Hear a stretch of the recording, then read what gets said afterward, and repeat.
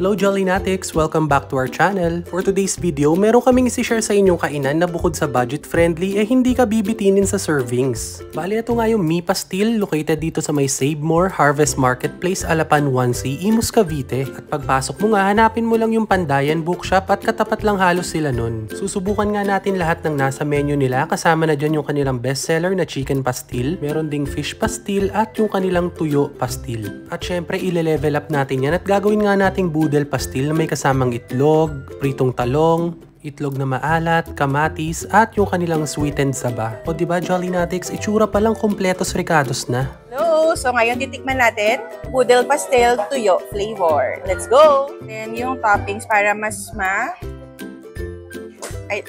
malaman natin yung lasa niya. Lasang-lasa mo yung tuyo flavor. Hindi masyadong maalat, so hindi siya masakit sa dila. So let's try na may mga kasamang kamatis and then yung itlog na maalat. And then with rice na syempre. Mas nabalanse niya yung lasa. Mas lalo mong ma-appreciate yung lasa niya kasi nag-complement sa kamatis and then dun sa itlog na maalat. Approve.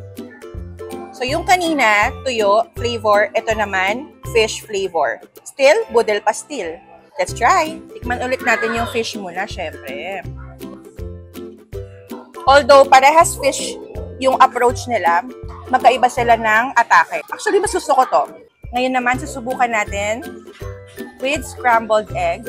And parang gusto ko na rin isabay yung eggplant. Yan. Agrog. Bawat dinadagdagan mo ng ingredient yung kinakain mo, mas sumasarap siya. So ngayon try naman natin tong Boodle Pastil in chicken flavor. Actually sabi nila ito yung best seller, so tikman natin. Syempre traditional, magkakamay tayo. One full. Try natin.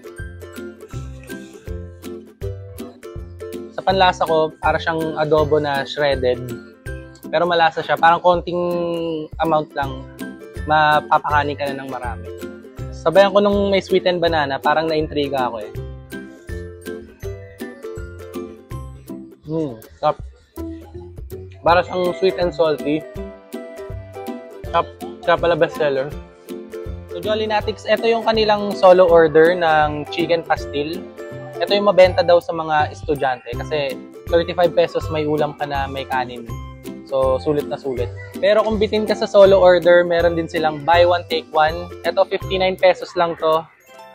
Kita nyo naman, may extra rice. Pag di ka pa nabusog dito, ewan ko na lang, di ba?